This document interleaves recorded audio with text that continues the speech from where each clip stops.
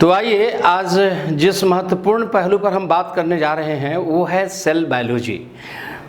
विज्ञान की, जीव विज्ञान की सबसे महत्वपूर्ण कड़ी है जो कि कोशिका विज्ञान के रूप में जानी जाती है। और कोशिका विज्ञान को पढ़ते समय एग्जामिनर कहाँ से सवाल बनाता है इसकी पुष्टि करते हैं इस कड़ी में। इस डायग्राम को आप देखिए और इस डायग्राम को देखने के बाद आपको महसूस होगा ये एक्चुअली एनिमल सेल और प्लांट सेल का मिला जुला रूप मैंने डाला है। हालांकि आप एक चीज़ यहाँ देखेंगे, मैंने कुछ चीज़ें ऐसा डाला है जैसे कि सेल वाल एनिमल सेल में नहीं होती। सेल वाल के बारे में हम बात करेंगे। फिलहाल अभी ये जाने कि कोशिका है क्या। कोशिका जीवन की आधारभूत इकाई है। कोशिका के बारे में जो कि मैं आपको बता रहा हूँ, it is a structural and functional unit of life. This is structural and functional unit of life. संरचनात्मक और कार्यात्मक इकाई कही जाती है। फंक्शनल यूनिट ऑफ लाइफ, जीवन की संरचनात्मक व कार्यात्मक इकाई के रूप में कोशिका को हम लोग पढ़ते हैं। पहला पॉइंट ये आप समझें और जानें कि कोशिका की खोज किसने की। कोशिका की खोज सर्वप्रथम रॉबर्ट हुक साहब ने किया। रॉबर्ट हुक साहब ने 1665 में 1665 में कोशिका की खोज की। रॉबर्ट हुक साहब ने प्लांट सेल में, प्लांट पौधे के जो छाल होती है उस छाल में उस सेल का पता लगाया, पर वह लिविंग सेल नहीं, एक मृत कोशिका को महसूस किया, फील किया।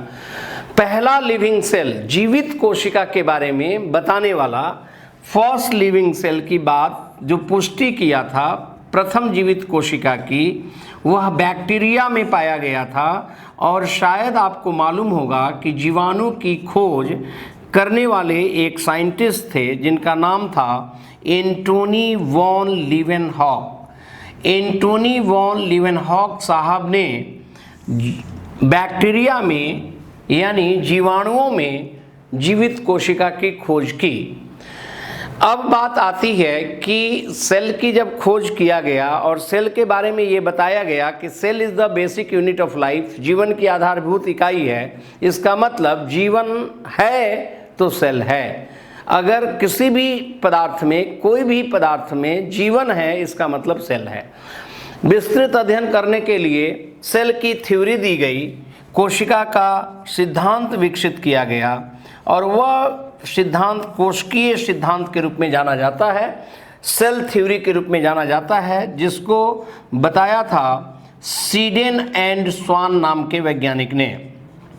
Cell theory was given by Schleiden and Schwann. कोशिका सिद्धांत का प्रतिपादन किसने किया? कोशिका सिद्धांत का प्रतिपादन सीडेन एंड स्वान ने किया, जिसने ये कहा all the plants and animals are made up of cells. सभी प्रकार के पादप व जंतु जिसमें जीवन है वो कोशिका से निर्मित हुआ है, कोशिका से बना हुआ है। रही बात, जब हम इन सारी बातों को पढ़ते हैं और जानते हैं तो आइए अब हम डिस्कस इस बात को करें कि कोशिका, चाहे वो प्लांट का हो, एनिमल का हो या किसी भी जीवित कोशिका की बात करें, चाहे वो बैक्टीरिया में हो, वायरस में हो, फंगस में हो, किसी में भी हो, तो लाइफ जिसमें भी है उसमें सेल है। इसका मतलब कि सभी का सेल एक जैसा नहीं होता, सबका सेल अलग अलग प्रकार का होता है। परंतु एनिमल सेल और प्लांट सेल की बात अगर हम करें तो उसमें कुछ डिफरेंसेस आते हैं, अंतर आती है।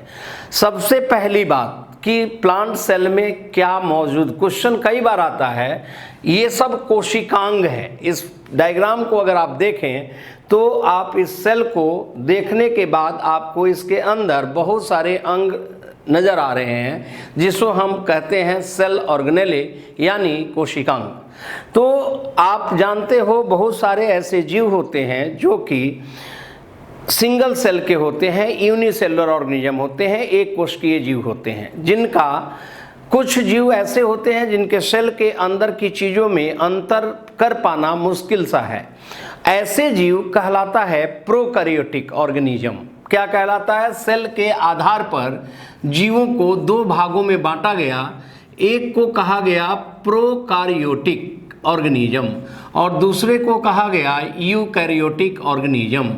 यूकैरियोटिक सेल का मतलब जिसका सेल, जिसकी कोशिका डिफ्रेंशिएट किया जा सके, यानी कोशिका के अंदर जो चीज़ें हैं उसमें अंतर, उनके अंगों का अध्ययन अच्छी तरह से की जा सके, वो ऐसे ऑर्गेनिज्म को हम यूकैरियोटिक ऑर्गेनिज्म कहते हैं। वो कुछ ऐसे यूनिसेलुलर ऑर्गेनिज्म भी हैं, एक कोशिकीय जीव भी हैं, जिनके कोशिकाओं को अच्छी तरीके से अध्ययन किया जा सकता है। ऐसे ऑर्गेनिज्म यूकैरियोटिक कहलाते हैं। प्रायः जो यूनिसेलुलर ऑर्गेनिज्म हैं, जैसे कि मोस्टली बैक्टीरिया, फंगस या कुछ एल्गी भी ऐसे हैं, शैवाल भी ऐसे हैं जिनके सेल वेल आइडेंटिफाइड नहीं है, यानी प्रोकैरियोटिक हो सकते हैं। प्रोकैरियोटिक में हम चर्चा करें तो बैक्टीरिया, फंगस अथवा वायरसेस की भी बात कर सकते हैं, अथवा एल्गी और फंगस की भी बात कर सकते हैं। लेकिन यूकैरियोटिक ऑर्गेनिज्म में और यूकैरियोटिक सेल की बात अगर करना हो तो बहुत सारे प्लांट्स और एनिमल्स यूकैरियोटिक कहलाएंगे। दूसरी एक महत्वपूर्ण चर्चा मैं कह रहा था कि कौन सा ऐसा सेल है, क्वेश्चन पूछा जाए कि विच ऑफ द फॉलोइंग, मैं एक उदाहरण देता हूं कि which of the following is not present या is absent in animal cell. जंतु कोशिका में क्या क्या नहीं पाई जाती। सबसे पहला सवाल, क्या क्या नहीं पाई जाती? याद रखेंगे, मैं लिख रहा हूँ, आप जानते होंगे क्लोरोप्लास्ट, जिसको कि प्लास्टिड के रूप में भी जानते हैं, प्लास्टिड्स के रूप में भी जानते हैं, क्योंकि प्लास्टिड पौधों में पाई जाती है, प्लांट सेल होता है, पादप कोशिका में मौजूद होती है। और प्लास्टिड तीन तरह का होता है, क्लोरोप्लास्ट, क्रोमोप्लास्ट और ल्यूकोप्लास्ट। अगर हम प्लास्टिड की बात करें तो तीन तरह का होता है, एक तो क्लोरोप्लास्ट हो गया, क्लोरोप्लास्ट, क्रोमोप्लास्ट और ल्यूकोप्लास्ट। तो याद रखेंगे कि ये चीज़ एनिमल सेल में नहीं पाई जाती, प्लास्टिड इज नॉट प्रेजेंट। दूसरी बात, सेल वॉल नहीं पाई जाती, कोशिका भित्ति बोलते हैं बच्चे, कि कोशिका भित्ति मौजूद नहीं होती। किस में मौजूद नहीं होती? एनिमल सेल में मौजूद नहीं होती। इस डायग्राम में मैंने सेल वॉल दिखाया है, यानी यह प्लांट सेल से लिया है, लेकिन सेल वॉल के अतिरिक्त जितनी भी चीज़ें मैं लिखा हूँ, चाहे वो माइटोकॉन्ड्रिया हो, न्यूक्लियस हो, न्यूक्लियोलस हो, गोल्गी बॉडीज हो, इंडोप्लाज्मिक रेटिकुलम हो, सेल मेम्ब्रेन हो, राइबोसोम हो, साइटोप्लाज्म हो, ये तमाम चीज़ें प्लांट सेल और एनिमल सेल दोनों में ही मौजूद होती है। एक और चीज़ है जो कि एनिमल सेल में मौजूद नहीं होती, वो है वैक्यूल्स। ये तीन महत्वपूर्ण बातें ध्यान रखेंगे, क्लोरोप्लास्ट, सेल वॉल और vacuoles. These are present in plant cell, पादप कोशिका में मौजूद होती है, नॉट इन एनिमल सेल, जंतु कोशिका में मौजूद नहीं होती। This question is very very important. अक्सर इन्हीं में से सवाल डाल देगा कि पादप कोशिका में क्या क्या मौजूद होती है और एनिमल सेल में क्या मौजूद नहीं होती। लेकिन बच्चों, अब हम आपको ये डिस्कस करने वाले हैं कि कोशिका के बारे में जब हम पढ़ते हैं तो हमें ये ध्यान रहना चाहिए, क्वेश्चन जैसा कि मैंने अभी आपको दिया कि सेल के अंदर जब हम उसके अल्ट्रा स्ट्रक्चर को देख रहे हैं अभी इस बोर्ड पर, शुरुआती अवस्था में सेल ऐसा नहीं दिख रहा था। सेल को इसलिए नहीं देखा जा रहा था क्योंकि उस समय सिंपल माइक्रोस्कोप, सरल सूक्ष्मदर्शी के द्वारा देखा गया था। सबसे पहले सरल सूक्ष्मदर्शी के अंदर देखा गया कोशिका को, और जब कोशिका को सरल सूक्ष्मदर्शी के द्वारा देखा गया तो कोशिका के अंदर बहुत सारे मटेरियल नहीं दिखे। एक तो इसका बाहरी भाग जो मैं दिखा रहा हूं और इसके अंदर एक तरल पदार्थ दिखाई दे रहा था, जिसको कहा गया, नाम दिया गया प्रोटोप्लाज्म नाम दिया गया। शुरुआती दौर में कोशिका में मौजूद पदार्थ को क्या नाम दिया गया? प्रोटोप्लाज्म नाम दिया गया। ध्यान में रखेंगे कि शुरुआती दौर में कोशिका में मौजूद जो तरल पदार्थ थे, जीवित जैव द्रव्य कह सकते हैं, हिंदी में इसको हम जैव द्रव्य भी कहते हैं, प्रोटोप्लाज्म कहते हैं। Clear fluid material inside cell, this is called protoplasm. ये शुरुआती दौर में कोशिका में मौजूद इस लिविंग मटेरियल को नाम दिया गया प्रोटोप्लाज्म। प्रोटोप्लाज्म के बारे में जिस व्यक्ति ने बताया था, उस व्यक्ति का नाम था जे.ई. पुरकिंजे। बट लेटर स्टेज, जब बड़े माइक्रोस्कोप, हाई मैग्नीफाइंग पावर के माइक्रोस्कोप, उच्च आवर्धन क्षमता वाले सूक्ष्मदर्शी आए, तो कोशिका की जब स्टडी की गई तब ये अल्ट्रा स्ट्रक्चर सामने आता है। तो अगर एग्जामिनर आपसे ये पूछे कि सरल सूक्ष्मदर्शी की खोज किसने किया, तो आप याद रखेंगे Z Johnson and A Johnson ने। Z Johnson and A Johnson ने, Z Johnson and A Johnson, ये दोनों मिलकर सरल सूक्ष्मदर्शी का खोज किया, जिसके अंदर, कोशिका के अंदर महत्वपूर्ण जीवित पदार्थ ढूंढे गए, जिसका नाम दिया गया प्रोटोप्लाज्म। और वो प्रोटोप्लाज्म के बारे में बताने वाले पुरकिंजे थे। लेकिन जब उच्च आवर्धन वाले क्षमता वाले सूक्ष्मदर्शी आई, जिसको आप नाम देते हैं, क्या नाम देते हैं? इलेक्ट्रॉन माइक्रोस्कोप के नाम से जानते हैं, जिसको हम विद्युत सूक्ष्मदर्शी के नाम से जानते हैं। तो बच्चों, आइए हम अब आपको लिए चलते हैं, जिसमें हम इलेक्ट्रॉन माइक्रोस्कोप की बात करेंगे।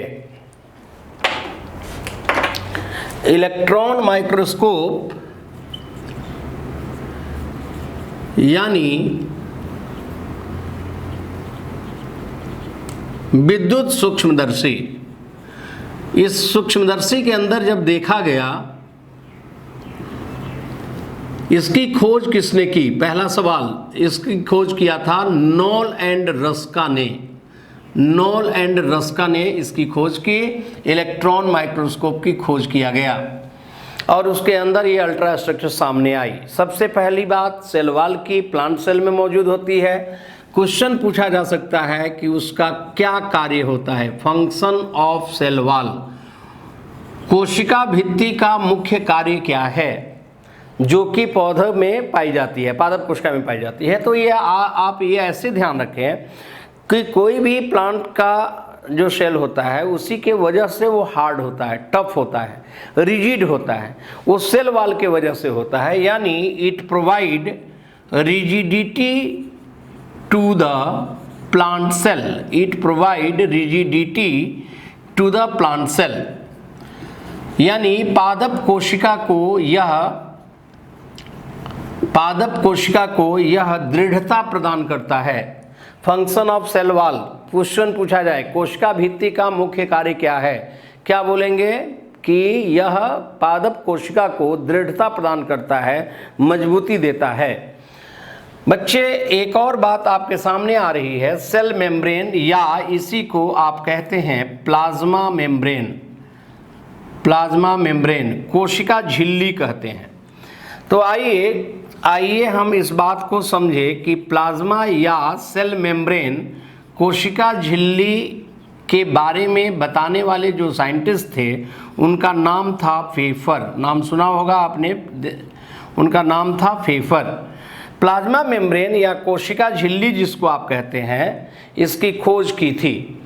पर ये करता क्या है? आप देख रहे हैं, ये एक तरह का झिल्ली है जो कि चीज़ों को अंदर और बाहर जाने आने की परमिशन देगा, क्योंकि ये गेट कीपर की तरह कार्य करता है। सेल मेम्ब्रेन का काम क्या है? सेल मेम्ब्रेन का काम है, it allows entry and exit of cellular material.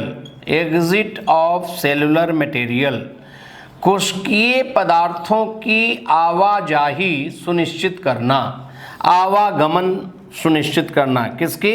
Cellular material यानी कोशिकीय पदार्थों की आवाजाही को सुनिश्चित करना, आवागमन को सुनिश्चित करना।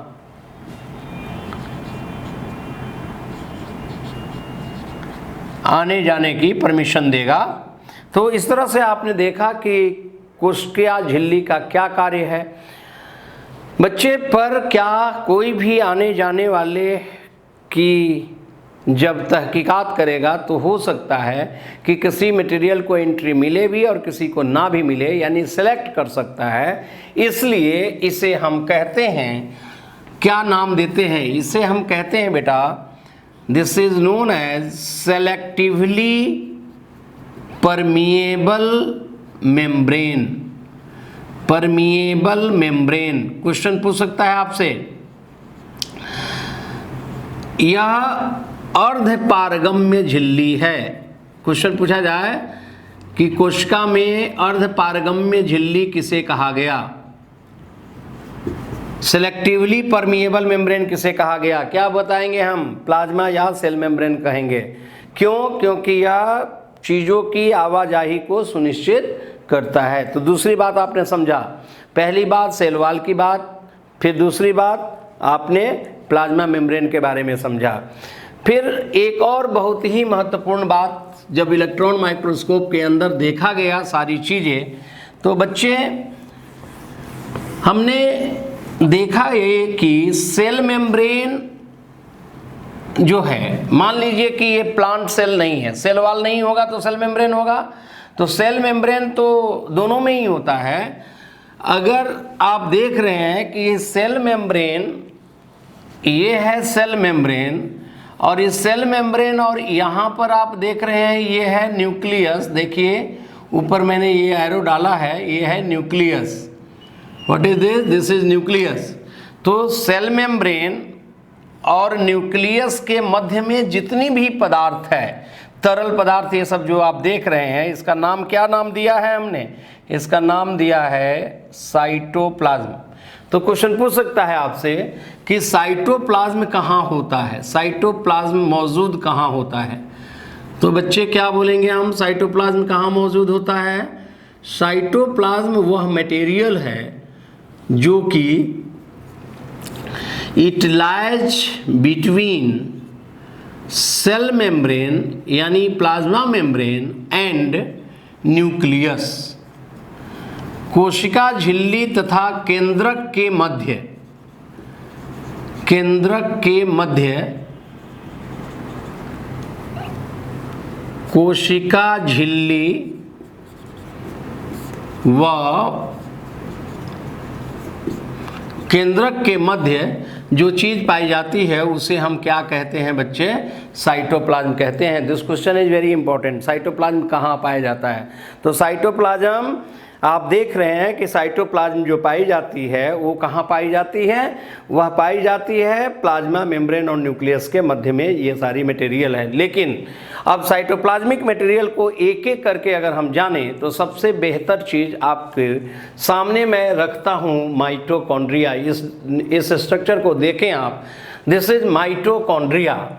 तो माइटोकॉन्ड्रिया क्या है? माइटोकॉन्ड्रिया को आपने बड़ी बार पढ़ा होगा, इसको पावर हाउस ऑफ सेल के नाम से जानते हैं। This is known as power house of cell. कोशिका का ऊर्जा गृह कहा गया है, कोशिका का ऊर्जा गृह कहा गया है। क्यों कहा गया है भाई? उसका क्या रीजन है? क्योंकि जब भी आप कोई भोज्य पदार्थ लेते हो तो वो जो पोषक तत्व है वो आपके कोशिकाओं के अंदर चला जाता है, डिफ्यूज हो जाता है। तो जब आपके सेल में जाएगा ग्लूकोज, भोजन जो गया है, वही आप ऑक्सीजन भी जाती है सेल में, आप ब्लड सेल्स के माध्यम से ऑक्सीजन भी जाती है शरीर के सभी सेल्स में। तो जब ऑक्सीजन और ग्लूकोज दोनों मिलता है तो यही माइटोकॉन्ड्रिया ग्लूकोज को ऑक्सीडाइज करके आपके शरीर में एनर्जी का प्रोडक्शन करता है। यानी यह काम क्या कर रहा है? इसका काम ये है कि it oxidise food molecule, glucose molecule, food या ग्लूकोज कुछ भी लिख सकते हैं, कि glucose molecule to produce energy, ऊर्जा का निर्माण करना, ऊर्जा का निर्माण भी करता है और उसे संचित भी करता है। इसीलिए आप इसको क्या नाम दिए, पावर हाउस ऑफ सेल, ऊर्जा गृह कह रहे हैं, क्योंकि यह आपके भोज्य अणु आपके ग्लूकोज मॉलिक्यूल को ऑक्सीकृत करके ऊर्जा का निर्माण करता है। तो आपके शरीर में जो ऊर्जा का निर्माण हो रहा है वो माइटोकॉन्ड्रिया के द्वारा हो रहा है, इसलिए इसको हम पावर हाउस ऑफ सेल कहते हैं। बच्चों, इसके बारे में, माइटोकॉन्ड्रिया के बारे में जिस व्यक्ति ने अपनी ओपिनियन दी, फंक्शनिंग जो बताया, उस साइंटिस्ट का नाम था अल्टमैन। माइटोकॉन्ड्रिया के कार्यों के बारे में बताने वाले जो साइंटिस्ट थे उनका नाम था अल्टमैन। लेकिन ये जो नाम, ये टर्म जो दिया था, इस टर्म को बताने वाले थे माइटोकॉन्ड्रिया शब्द की अनुशंसा। टर्म वाज गिवन बाय, इस टर्म को बताने वाले जो साइंटिस्ट थे उनका नाम था बेंडा। बेंडा नाम के वैज्ञानिक ने माइटोकॉन्ड्रिया शब्द की अनुशंसा की और माइटोकॉन्ड्रिया के कार्यों का विश्लेषण अल्टमैन ने किया। तो बच्चों, इस तरह से ये सवाल आपसे अक्सर पेपर में आता रहा है, इसलिए मैंने आपसे ये डिस्कस किया। अब आइए आपको मैं बताता हूँ, जिस तरह से आपने 3 चीज़ें पढ़ी अभी। एक चीज़ पढ़ी प्लाज्मा मेम्ब्रेन, सेल मेम्ब्रेन, दूसरी चीज़ साइटोप्लाज्म क्या है ये पढ़ा, और तीसरी चीज़ माइटोकॉन्ड्रिया क्या है या उसका क्या कार्य है ये पढ़ा। अब आइए एक और बात, मैंने कहा था कि न्यूक्लियस, ये जो न्यूक्लियस है बच्चे, आपने देखा है ये न्यूक्लियस जो होता है, उस न्यूक्लियस के अंदर भी बहुत सारे मटेरियल है। ये सारा मटेरियल न्यूक्लियस के अंदर पाई जाती है। न्यूक्लियोप्लाज्म के रूप में जान सकते हैं इस मटेरियल को, न्यूक्लियर मटेरियल है ये। न्यूक्लियर मटेरियल को आप न्यूक्लियोप्लाज्म के नाम से जानते हैं। ये इस न्यूक्लियस की खोज किसने की थी, न्यूक्लियस ऑफ सेल, केंद्रक के बारे में। तो आइए हम केंद्रक के बारे में एक जानकारी दें कि न्यूक्लियस के बारे में बताने वाले जो साइंटिस्ट थे उनका नाम था रॉबर्ट ब्राउन। रॉबर्ट ब्राउन साहब ने न्यूक्लियस की खोज की, केंद्रक की खोज की। कोशिका के केंद्रक की खोज किसने किया, रॉबर्ट ब्राउन ने। क्या बताते हैं, उसके अंदर जो मटेरियल होता है, न्यूक्लियस के अंदर जो मटेरियल होता है, वह आपके हर एक सेल का एक कैरेक्टर है, और वो कैरेक्टर जो होता है उसको आप कहते हैं क्रोमोसोम्स, है ना। उसके अंदर जो मटेरियल है न्यूक्लियोप्लाज्मिक मटेरियल जो हमने कहा है ना, और उसके अंदर आप न्यूक्लियोलस देख रहे हैं, ये सब जो मटेरियल, इसके अंदर भी मटेरियल होगा, है ना। तो ये मटेरियल है इधर, ये है आपका न्यूक्लियोलस। तो न्यूक्लियस और न्यूक्लियोलस, मैंने क्या कहा, चूँकि न्यूक्लियस के अंदर बहुत सारे जेनेटिक मटेरियल हैं, तो एक तरह से मैं ये कह सकता हूँ कि एक ऐसी व्हील है जिस व्हील के अंदर सारा का सारा मटेरियल है, जेनेटिक मटेरियल है, क्रोमोसोमल मटेरियल कहते हैं, वो हम बाद में बात करेंगे। फिलहाल इतना जान लें कि न्यूक्लियस कंट्रोल करता है पूरे सेल की एक्टिविटी को, पूरे कोशिका के कार्यों को नियंत्रित करता है। इसलिए दूसरे शब्दों में मैं आपको ये कहूँ कि it is control centre of cell. Control centre of cell, कोशिका का नियंत्रण कक्ष है ये, यानी इसको हम दूसरे लहजे में ब्रेन ऑफ सेल भी कहते हैं।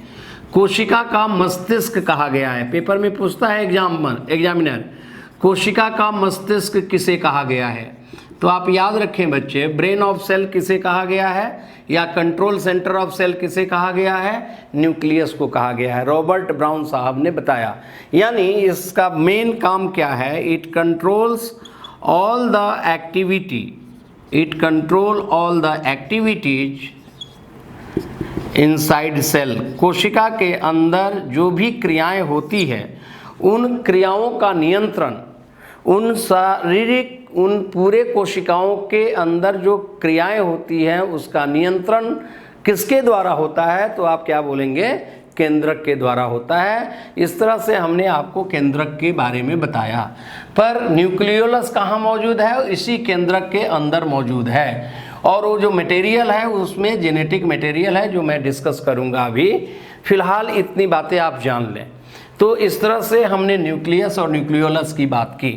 अब देखेंगे एक जालीनुमा संरचना। यहाँ देखें आप, ये जालीनुमा संरचना है, ये जालीनुमा संरचना है, लेकिन इस जालीनुमा संरचना के ऊपर एक ये वाली जो पार्ट मैंने दिखाया है, ये है ना, ये जो पार्ट है इसको हमने क्या नाम दिया, ribosome. This is called ribosome. अब ये राइबोसोम करता क्या है, इसकी बात कर लें।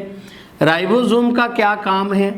राइबोसोम बेसिकली कोई भी सेल में आपका बड़ी बार सुने होंगे कि जो कैरेक्टर होता है वो प्रोटीन के कारण है।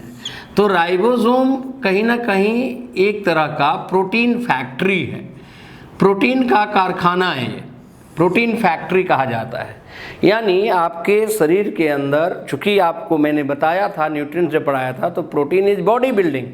जैसे कोई मकान बनता है तो वो ईंटों से, रेतों से बनता है, उसी प्रकार से वो प्रोटीन अणु से ही शरीर का निर्माण होता है, किसी भी कोशिका का निर्माण होता है। तो कोशिका से कोशिका का जब निर्माण होगा, इसका मतलब प्रोटीन सिंथेसिस होगी। तो प्रोटीन निर्माण का कार्य कौन करेगा, प्रोटीन निर्माण का काम राइबोसोम के द्वारा होता है। प्रोटीन निर्माण का कार्य राइबोसोम के द्वारा होता है। राइबोसोम के बारे में बताया किसने, वह व्यक्ति कौन था। राइबोसोम के बारे में जिस व्यक्ति ने बताया था उस व्यक्ति का नाम था पेलाडे। पेलाडे नाम के वैज्ञानिक ने राइबोसोम के बारे में विस्तृत जानकारी दी, और आपको ये बताई जाए कि राइबोसोम का जो मुख्य कार्य है वो प्रोटीन संश्लेषण का है, प्रोटीन निर्माण का है। इसलिए इसे हम प्रोटीन का कारखाना भी कहते हैं, प्रोटीन फैक्ट्री के रूप में जाना जाता है। तो इस तरह से आपने राइबोसोम के बारे में पढ़ा। लेकिन आप देखो कि यह प्रोटीन की कारखाना के लिए एक जगह दी गई है, ये अन्यत्र कहीं भी नहीं बनता है, इसी जालीनुमा संरचना पे बनता है। और इस जालीनुमा संरचना को हम कहते हैं इंडोप्लाज्मिक रेटिकुलम। इंडोप्लाज्मिक रेटिकुलम, अंतः द्रव्य जालिका। तो आइए हम इसको पढ़ें, इंडोप्लाज्मिक रेटिकुलम का काम क्या है। ये हालांकि इसके बारे में जिस वैज्ञानिक ने बताया था उसका नाम था के.आर. पोर्टर। के.आर. पोर्टर साहब ने इंडोप्लाज्मिक रेटिकुलम के बारे में बताया, और यही इंडोप्लाज्मिक रेटिकुलम उस फैक्ट्री को एस्टैब्लिश करता है। इसका मतलब कि इंडोप्लाज्मिक रेटिकुलम जगह देता है, सुनिश्चित करता है। तो हम दूसरे शब्दों में कहें कि इसका काम क्या है, तो आप क्या बोलेंगे, it provide a space for protein synthesis. Protein निर्माण के लिए जगह सुनिश्चित करना, space for protein synthesis, protein संश्लेषण के लिए जगह सुनिश्चित करना किसका कार्य है। यानी इंडस्ट्री तब बैठेगी जब उसको इंडस्ट्रियल बेल्ट मिलेगा, उसको एक जगह मिलेगी। तो वो जगह कौन देगा, वो इंडस्ट्रियल हाउस एस्टैब्लिश करने के लिए जो जो जगह दे रहा है वो इंडोप्लाज्मिक रेटिकुलम दे रहा है। कारखाना बेशक राइबोसोम है, पर उस कारखाना को बनाने की जगह इंडोप्लाज्मिक रेटिकुलम दे रहा है। तो हम लोगों ने ये कुछ बातें आपसे की, इंडोप्लाज्मिक रेटिकुलम का क्या कार्य है।